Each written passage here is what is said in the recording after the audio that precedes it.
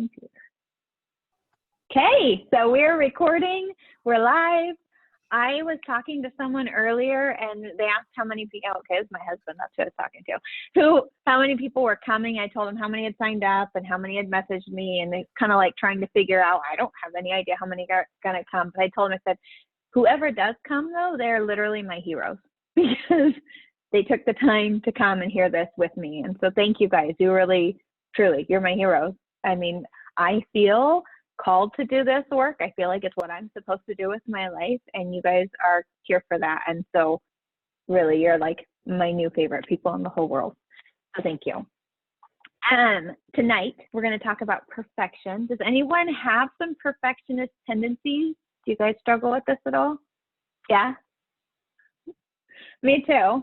I feel like I'm a recovering perfectionist. And in this world right now, it's so popular to be like, well, you know, it's my perfectionist tendency. I'm just a perfectionist. That's why it had to happen this way. I'm just so stressed out because I'm a perfectionist. It's almost like this banner people carry. But it's funny because it's not actually that healthy for us to carry this banner. And I had a great conversation last night with my daughter. We were talking about perfectionists, and she is I wouldn't even say in recovery yet from her perfectionist tendencies. And we're talking about why, why do we have this? And she's a brilliant, brilliant human being for her age. And she just says, we're trained that way. In school, when you get 100%, the teacher cheers you on, and you're told if you do the very best, you'll get scholarships, and then you'll get into a good school, and then you're going to get a good degree, and then you're going to get a good job, and you'll be successful. And so she says, Mom, we've been trained that way since we were tiny. Yep. So then you get, I think we're all moms here. So then you get to the stage of life where your kid's spitting up all over the place, or the dog just pooped all over the floor, or whatever happened. And you're like, this is not perfect. This is not good. Right? And you feel like a failure. And that's what perfection does to us, is it brings shame and failure because we can never live up to whatever the heck we thought, this ideal we've created in our head, right? So I was thinking about my sister, which I always think about my sister. She's the one who inspired the Strong and Capable completely, if you've ever heard that story. And if you've listened to my podcast, you probably have. But so I was thinking about Aubrey, and Aubrey is in a wheelchair, right? She has cerebral palsy, she's deaf, she has epilepsy, so she can hardly feed herself. She did it anyway, but she could hardly do anything physically. But she loved theme parks and The Little Mermaid randomly. But so we would take her to Disneyland or, Six Flags or wherever. And because she's in a wheelchair, we got the front of the line, which was awesome. They don't do that as much anymore. So we'd wheel her up there, and her favorite rides were the roller coasters. Favorite rides. I mean, you get her on the craziest ride, and she would laugh her head off. It was hilarious. And she had a very loud laugh. I don't know if it was because she was deaf or what, but when she would laugh, it was like all out there. and so you couldn't help but laugh with her because it was laugh or be like embarrassed because she was so loud. But so you would laugh with her, and it was the best ride of your life because you're laughing with Aubrey. And then we would put her on the carousel. Well, the carousel's a lot easier to get a wheelchair on. They usually have a ramp you can get her on. She would cry. She would cry on that dang carousel. She hated it, going round and round, right? So I was thinking about perfection and how perfection's like a carousel and life is actually more of a roller coaster. And what would we rather ride? I'm pretty sure, I don't know if maybe you guys aren't like me, but I would rather ride the roller coaster every day of the week. How about you guys? Roller coaster or carousel? What would you rather? Roller coaster, right? So the carousel is always going to go the same direction. It's always pretty and shiny and clean. It always has the music going. It hardly ever breaks down because the system works. They know how to do what they do. It's been going forever and ever. Carousels have been around forever. The roller coaster, on the other hand, has ups and downs and craziness, and you're being thrown everywhere, and it breaks down all the time because it's more complicated, but the ride is better. That's where we want to be. And so I think that's the difference in living life with perfectionist tendencies and letting go and enjoying the roller coaster. So it was just so fun. I was like, yeah, I want to ride the roller coaster, but sometimes the roller coaster doesn't feel good. Sometimes you're going up that hill and you're like, oh shoot, what the heck is on the other side? Or sometimes when you do the loop-de-loop, you feel like you're going to throw up, right? Or at least I do. And now that I've had 3 kids, sometimes I think I'm going to pee my pants too. That's a part of it. So, roller coasters aren't always pretty, but they're way more fun. And that's how I want you guys to live your life. I want you to be on the best ride of your life, maybe peeing your pants, but loving it, loving it. Okay, so I have a story for you.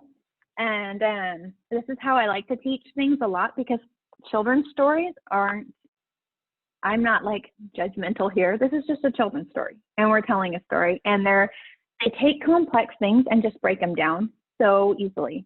So this is one of my favorite stories. I used to use it when I trained teachers a lot, because I've done a lot of trainings for teachers. And so we would talk about this, because teachers are the worst perfectionists, right? They want that classroom to be perfect. They want the students to be perfect. They want all the things. And so when it's not, they're so hard on themselves, and they beat themselves up all the time. And so we would talk about the concept of perfection a lot with the teachers. So I'm going to read you this story. It's one of my favorites, and you'll have to tell me if you can hear me good, right? Okay, because I'm using these guys. That's new to me. Okay, so this is The Girl Who Never Made Mistakes. One of my favorite books. And I wrote my name in it so the teachers wouldn't steal it, because they would have. Okay, so The Girl Who Never Made Mistakes. Can you guys see that? For Beatrice Bottomwell, Friday began like any other day. She matched her socks, and of course, she put her shoes on their proper feet. She remembered to feed her hamster Humbert and his favorite food, broccoli. And when she made a sandwich for her brother Carl's lunch, she used exactly the same amount of peanut butter as jelly, as she's supposed to. When she stepped outside to greet her fans, she didn't forget to say good morning or thank you. And they asked if she made it to bed. Of course she had. Yeah. They asked if she forgot to do her math homework. And play. No. Okay. What about tonight's talent show, they asked. I'm ready, said Beatrice with a smile. After all, her juggling act had won 3 years in a row. She's perfect. Most people in town didn't even know Beatrice's name. They just called her the girl who never made mistakes, because for as long as anyone could remember, she never did. Unlike Beatrice, Carl, her brother, made lots of mistakes. He ate his grams and drew with his green beans. He danced with his hands and played the piano with his feet. And Carl loved to make mistakes. At school, Beatrice was cooking on the cooking team with her 2 best friends, Millie and Sarah. To make their giant rhubarb muffins, they needed 4 eggs. Beatrice went to the refrigerator and carefully chose the biggest, eggiest egg she could find. But on her way back, she slipped and her legs fell from under her, and the eggs went flying. Beatrice was about to make her first mistake. And she didn't. And that was close, thought Beatrice. Sorry, Beatrice, I dropped a piece of rhubarb. Don't mention it, she said. For the rest of school, Beatrice could not stop thinking about her almost mistake. On her way home from school, Beatrice watched Millie and Sarah ice skating in the park. Come join us, Millie said. It's fun, said Sarah. Beatrice watched them slip and slide on the frozen pond. Millie and Sarah laughed as they wobbled on the ice. No thanks, said Beatrice. At supper, Beatrice barely touched her food. Is everything all right, kiddo? Asked her father. I always wonder, why is he green? Anyway, I'm worried that I'll mess up tonight, said Beatrice, and everyone will be watching. Worry? You don't make mistakes, he said with a smile. Beatrice tried to smile too. After supper, Beatrice got ready for the talent show. First, she woke Humbert up from his nap.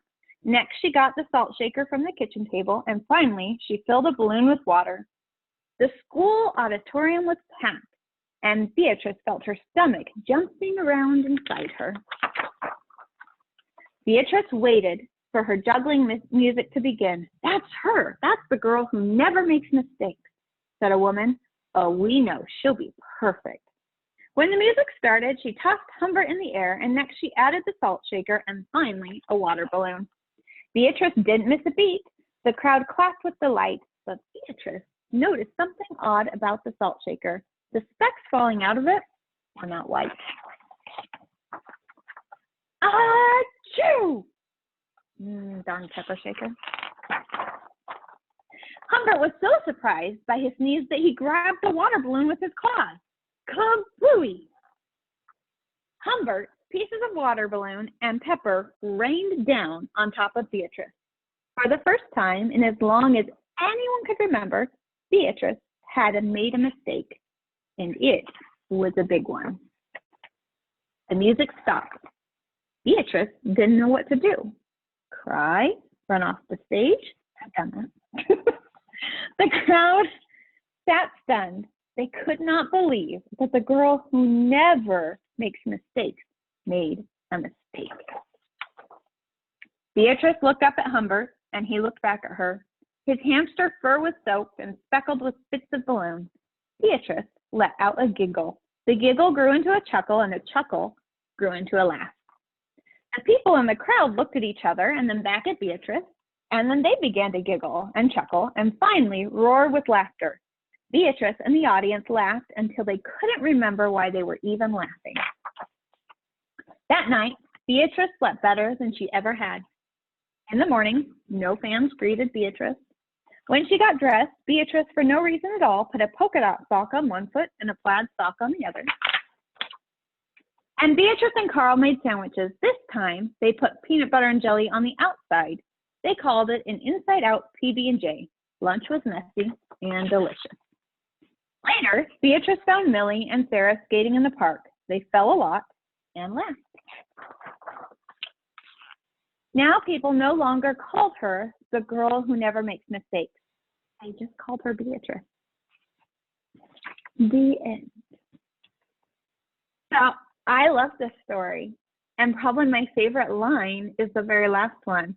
They no longer called her the girl who never made mistakes. They called her Beatrice. And I think so often we're chasing an identity that we forget to just be us. You know, and who do we want to be remembered as somebody else or us? So what do you guys think? What struck you during that story? Like I said, give me the feedback. I love to interact.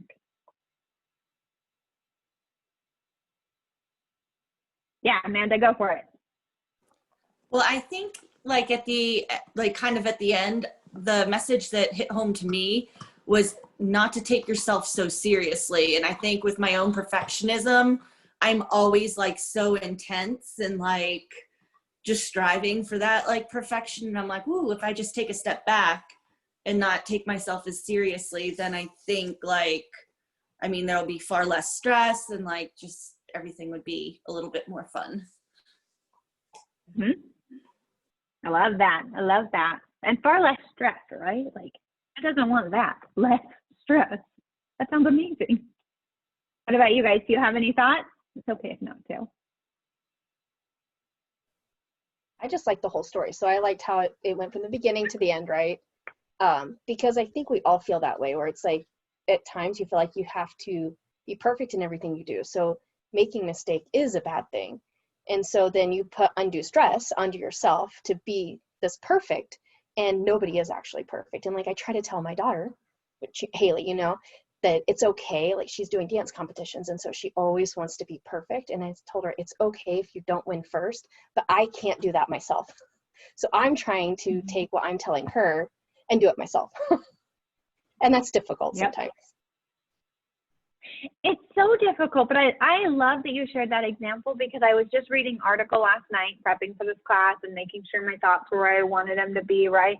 And that example you just gave was one they gave. They said, we would never say to a little kid before going on stage, you better sing every note perfect, you better have your timing perfect, you better smile, look at every crowd, and if you're not all out, I will just be horribly disappointed in you and your life's over. I would never say that. We wouldn't do that. We understand that that is not appropriate and doesn't help. But as adults, that's exactly what we do to ourselves with everything. Whether it's, you know, I put the little thing up in our group today, What do you stress about? It was cleaning, it was baking, it was work. So we're saying that same talk track to ourselves about all these things. Oh, if it's not spelled perfectly, if that, article is just not written so that it drags every person in the universe into it. If your house isn't perfect when someone walks in, if the dog barks, we all talked about our dogs, like, oh my gosh, you ruined it. Just give up. You're not perfect. And that's so, like, when you say it that way, you realize it's not fair. To do that to yourself, not healthy, and it's not realistic, right? And so thank you so much for sharing that. I really appreciate that example. Okay, so I want us to, I have little notes so I don't forget, because I tend to get like sidetracked here. And I don't mind being imperfect at this point in my life, but we want focus. So I want us to close our eyes, as awkward as it is, and we're going to think of one thing that you wish you could do better. And if you're comfortable, so picture yourself doing it, picture yourself in that frustration moment when you're doing it, and it's like, why can't I do this better? What is that thing? Message it in the chat if you're comfortable, or share it. And we're going to talk about what could we do to rewrite that and let go. Okay, does anyone want to share? Yeah, Amanda? Keeping my house clean regularly. Like, I feel like I'm always cluttered, and if I can get rid of clutter, I mean, it just feels like everything gets cluttered all the time. So, yeah. And like I go through and I throw things away with clutter. Why do you think you have clutter? Is it because you just accumulate things and you love them? Do you love things? I don't, and I am pretty like minimalistic. So it's just things that I already have that I get out, and I'm not really good at like always putting them away. And I find that, once I get everything spotless and quote unquote perfect, the split second that it starts to go awry, then I fall off the like wagon of stuff. So I really struggle with that. So I love the sign that says, "Excuse the mess, we're living here." Yeah. Right? It's a good one. For me, yeah, that was one that I was like, oh yeah, I'm living here, because I really want my house. My parents moved a lot. We moved a lot. And so you talked about different things that create the perfectionist tendencies, right? And so we were always showing our house to sell it because we were moving a lot. And so in my mind, my house should look like show ready at all times. How is that fair to my kids or my spouse or myself to have a show ready house at all times? And I can tell you, I don't, because I'm actually not good at it. Like you said, because I actually get things out and live there. And so letting go of that, the rewrite there is probably, I am living and loving my house. I am living here, and I am choosing to have my stuff out so that I don't have to go, and I'm choosing to let go of the stress that comes with a perfectly clean house. Because if I spend all my time having a perfectly clean house, I'm not living anymore. And I think that's like largely what it is, between working like my job and then taking care of the dogs and then working on my business that I'm trying to do. I'm like, where's the time in the day for this? And this is just happens to be one of the lesser important things for me to worry about, but still I do beat myself up for it, because I'm like, how do I have clutter on my kitchen island again? So yep. So every time you have clutter, you have to give yourself grace, right? And you have to say, how do I have clutter? I have clutter because I'm living. I am living this life and I'm loving it. I'm on the roller coaster, and the roller coaster is a little jerky and it's not perfect, right? I love in the comments it says, I wish I didn't place my own perfection on my children. When I feel like they aren't doing it right, I get frustrated with them, right? I do that with my kids a lot too. And I've had a lot of people say, your version of a clean room and theirs is maybe not mine. And my son is, he likes to keep everything. He likes to keep the memories. And probably when he was 8 or 9, we were cleaning out again. And our solution to it is, I used to pack it all up in boxes and we put it in the garage, because at least we're getting the clutter out of the house. But he knew his memories were still there. And he'd say, I'm sorry, Mom. Because he had a little list thingy going. He said, I'm just such a hoarder. I'm so sorry. I was like, what am I doing to my kid, he's crying and he thinks he's a hoarder and he has a massive problem because I'm shipping his stuff out as fast as I can. So we had to talk about what hoarding actually is and, you know, how he can maybe start to let go of some of these things and choose which are important and which are not. And I was so thankful for sweet little admittance there of that I was putting a strain of perfection on him when he really just loves memory, you know? Okay, so another one is I study things until I know them inside out, but I don't take action. Hey, Krista, welcome. So I don't want to look them. Yeah, so that comes a lot, I think, with the imposter syndrome kind of vibe, right? With perfectionists. So it's like you study, you don't want to look them, but at the end of the day, who do you want to look like, or who are you trying to impress, or who are you scared of not impressing? And I think that's the deeper. So one of the things with perfectionist tendencies is there's almost always a deeper thing there, right? And again, my brilliant daughter, we were talking about childhood trauma and the natural wanting to impress people and how they actually, and I found several articles that verified it, they actually act very similar. Childhood trauma, when you're trying to prove who you are and find your place in the world because of the trauma you've gone through, and then perfectionist tendencies have some very similar vibes. So you really are trying to show this person that you want to be, and so you do certain things to try and guarantee that. But no matter how much we study, no matter how much we do, we may or may not get there, and will we be satisfied when we get there? There's a song that has anyone watched High School Musical, the musical? But yeah, it's so good. But this song, she sings like, if I had all my dreams, would I have anything? Would it mean anything to me? And she's like lamenting because she's a high school teenager with all the stuff that comes with being in high school, right? She's lamenting, if I had everything, would it mean anything to me? And I think as we're trying and striving for everything, that's what makes it worth something when we get to somewhere. Because the imperfect journey, the bumpy ride, that's what makes us appreciate the journey we've made. And if we just got it, if we just get perfection, we don't value the journey so much, you know? So I think I had 3 tips for you. I told you guys I'd have 3 tips for you. So the first one, and they all go along with these things, is acknowledge that you are learning. When we do thought rewrites in my class, a fresh new, what do I call it? A new recipe, right? For thoughts, for fear, for saying yes. It's all the same. We talk about what's happening in our mind, the thought patterns, and we find these perfectionist tendencies are a beautiful example of that, right? So we find a limiting belief and then we rewrite it into a positive. And one of the things that often comes up is when you're frustrated with a habit that you have to give yourself new ways of thinking about it and saying, I am learning this or this or that, or I'm learning how to. So I'm terrible. I actually have dyscalculia, which is where you like dyslexia, but with numbers. So imagine times and calendars and Zoom meetings with that. It is the most, I mess it up all the time.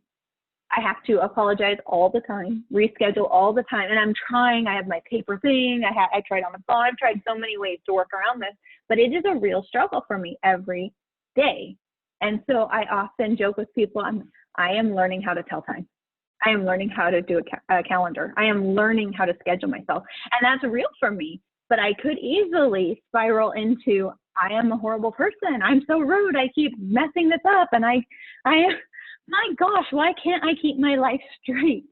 And sometimes I do spiral, and then I have to pause and say, I am learning, and I am learning new ways of figuring this out as I seek it. So giving yourself that new phrase of I am learning whenever you're doing something, even when you burn the cookies, hey, I'm still learning how to make the perfect cookies. I may be learning for 90 years, but I'm learning, and each time you will get better and better and learn new pieces of how to make the perfect cookies. And again, are they perfect to you or perfect to the neighbor? Whose perfection are you seeking them for? Because your perfect looks different than my perfect. So who are you seeking it for? Asking yourself that question as you're learning. So the second one is give yourself grace. And that goes right into the learning.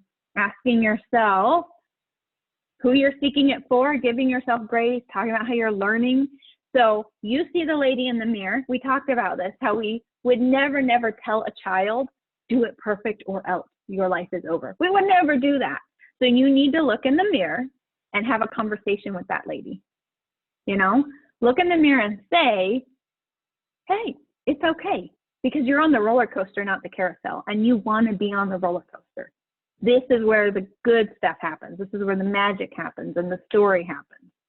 So you can view where you've already come from. You can see the loop-de-loops you already did and the hills. You know, usually a roller coaster, the first part is that huge, like uphill where you're like, oh my gosh, what is even going to happen here? This very much works with your perfectionism, because when you jump off and decide you don't have to be perfect, you're going uphill and you're like, I don't even know what's coming next, but I'm going for it.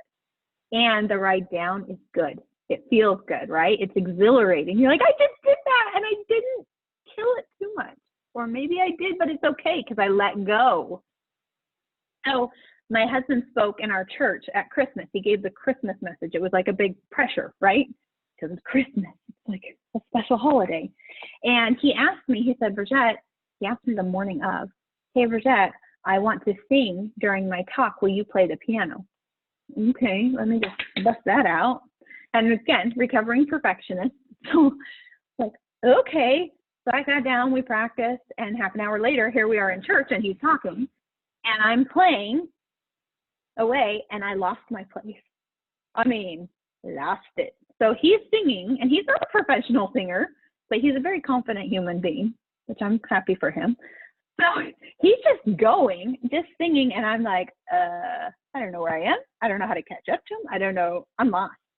And what was the best moment about it was I started laughing, which is probably not appropriate in church, but I started laughing because I was so lost and I didn't really care. Not that I didn't want to support him and wasn't there for him, but I wasn't like, Bridget, you're a horrible person and you screwed it up and, you know, it's Christmas and how could you? Like that talk track never even entered my brain. And it was freeing. And so I just laughed. And afterwards, a lot of people were so funny because they commented, you know, Mike did a good job. Yay, good job, Mike. But then they would say, Bridget, you were laughing and it was funny. And so it was like people noticed that I wasn't beating myself up and they were so happy for me. Not because they think I'm an insecure human, just because it's rare to see someone let go, right? And so I think it's cool when we let go, we give permission to for other people to also let go. I mean, Elsa was powerful. When she told us all to let go, it mattered for real. How many kids and adults have just sang that at the top of their lungs and allowed themselves to ride the roller coaster versus the carousel, right? So give yourself grace.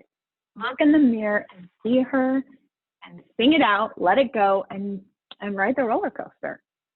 Okay, so the last thing is ask yourself, what am I holding on to? We kind of touched just barely on this. What am I holding on to? What is it that's in this that is not allowing me to give myself grace, to acknowledge that I'm learning? What is it? Is it the way that someone sees me? Is it that I don't think I'm good enough if I'm not perfect? What is the root of this?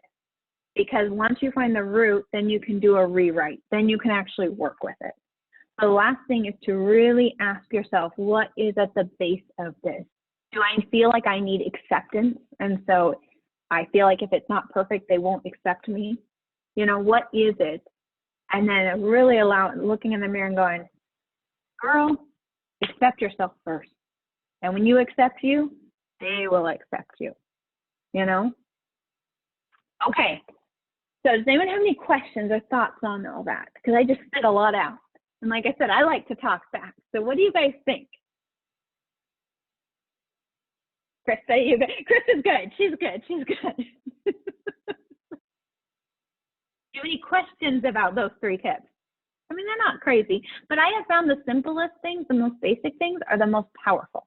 If you overcomplicate things, you can't do them, or it feels too high, and so we don't reach for them. If we do the simple things, if we look ourselves in the mirror and say, girl, you got this, you're good, it is very powerful for us. If you say, oh my gosh, I can't believe I messed it up. And then you pause and go, you know what? I am learning how to do this. And so now I'm going to try again. That's powerful. If when you get to that spot, you're like, why can't I do this? And you pause and say, why do I need to do this? What is my thing here? Then it allows you to decide if you're going to push forward with it and try harder and be like all the inspirational stories you've ever heard that where they just are magically all stars, but they weren't because it took a lot of work to get there.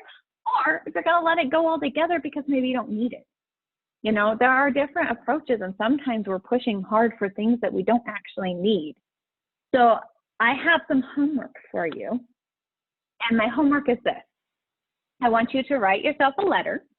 I'm big into this. I love writing myself letters because I'm so wise. My letters, anyone else super wise when you're writing a letter all of a sudden? It's like, wow, how did that come from? I don't speak like that. So I want you to write yourself a letter. I want you to pretend like you're 80, 90, 100, you're old. You're at the end of your life, right? And my mother-in-law is in town, and my son, who's 12 and on the spectrum, keeps reminding her that she might not be around for very long. And then sometimes they're like, but you might be around for a long time. Very awkward because he just doesn't understand social boundaries. It's really awkward. Anyway, she takes it very well. She's sweet, and she is not that old. She's very young. So anyway, you are old in this letter, and you're going to say to yourself, if you could do it again, what would you let go of? In this moment, if you're writing a letter from your old person to your moment right now, what would you let go of? And then I want you to add to your letter, when you let go of that thing, whatever it was, what filled the space? Because that's the best part, is when we let go of our tendencies, all of a sudden other things can fill the space. And usually the things that fill the space are the things we actually are seeking. It's the love, it's the relationship building, it's the joy, it's the ability to go to the park because you're not stressed about your house being clean. You go to the park and enjoy the sun and take it all in, and you created that beautiful memory now, right? So when you let go of that, your wise self is going to tell you what filled in the space. Okay? So when you do that, I want you to either post it in our group, because we're going to be together all week long. I'm going to go live every day. We're going to do this. That's why I keep them short. I don't want you guys to be here forever because you're busy, but you're not perfect, and that's okay. And I'm not perfect. I really know I'm not perfect. So post it or DM me, because I will have a prize at the end of the week for someone who's done all the homework, right? And then I think that's it. We're going to do homework every day. We're going to go live every day. Like I said, I want to keep it short for you guys. I don't want to. I've taken many classes where they're like, do a free challenge with me, and then 2 hours every day, and you're like, I just don't got anything more in me. I'm wiped out. Anyone else done that? I'm like, I'm wiped out. So I don't want to do that to you guys, especially when we're talking about coming home to yourself. When we're talking about fresh views and rewrites. Some of this work can be intense if you're really doing it. If you're really digging in and looking at yourself, it can feel intense. Okay, so what do you guys think? Does that sound good? Yeah? Does anyone have any questions for me? You guys are too easy, see? I just want to say this is what I needed to hear tonight, and I came late because I was in another meeting earlier, but this is what I needed to hear, so thank you. Thank you. Thank you for coming, Krista. I will tell you guys, like I said, I feel called to this. And so I feel like I've got to go out, and there should be like hundreds of people here, because the message is just not good enough if there's not. But I knew in my heart that probably we would have 2 or 3 people here. Oh, my AirPod just fell out. But I also knew that those who needed to be here would be here. And so thank you for following your heart and coming here and hearing this message, and for allowing me to share it with you. I read a quote today. It says, trade your expectations for appreciation and your world changes instantly. And that is applicable to me every day. And it's applicable to you as we talk about perfection. So thank you for coming, and thank you for being my heroes. I started the meeting with telling you that you are my heroes for coming tonight and for accepting this mission and listening to these words that are important. I know they have changed my life. 5 years ago, if I had messed up on the piano, I would have cried. I would not have laughed. And it is amazing to be free and to have the tools that when I'm shackling myself down again, because that happens again all the time, that I can release myself. I have the keys to release myself from the shackles. I don't have to stay there. I don't have to stay suffocated. And that's how it feels when you're a perfectionist. You feel suffocated. So thank you for that. I would not be a good human if I did not tell you, grab my earbud, that, like I said, we're going to meet every day. I'll put it in the events. Does this time work for you guys? Or do we want to switch it up? Good? We're good? Okay. So we'll do 7 o'clock tomorrow. And then we will do, like I said, it'll be earlier in the afternoon Wednesday. And then 7 o'clock on Thursday and a little earlier on Friday. So Wednesday and Friday will be a little earlier. But I'll keep them short, half an hour to an hour every time, with quick tips and things that you can really do. Homework assignments will have a prize. Erin actually won the free entry to my class that starts in February. And so in February starts my 10-week course. It's called Coming Home to Yourself, because I'm a big believer in when you truly feel free is when you're totally at home with yourself. And so that 10-week course, I just want to tell you, it starts February 1st, and the first week is taking off the layers and the mask. And then we have tons of guest speakers coming in for that, so it's going to be amazing. Super excited. So if you're interested about that, DM me, and I'll tell you about it. And I think that's it. That's all I got for you guys. So thank you so much for coming. Thank you for listening. Thank you. Thanks, Audra. Thank you. Thank you. All right. Bye, ladies. Have a wonderful night. Tomorrow. Good night. See you tomorrow. I love it. All right.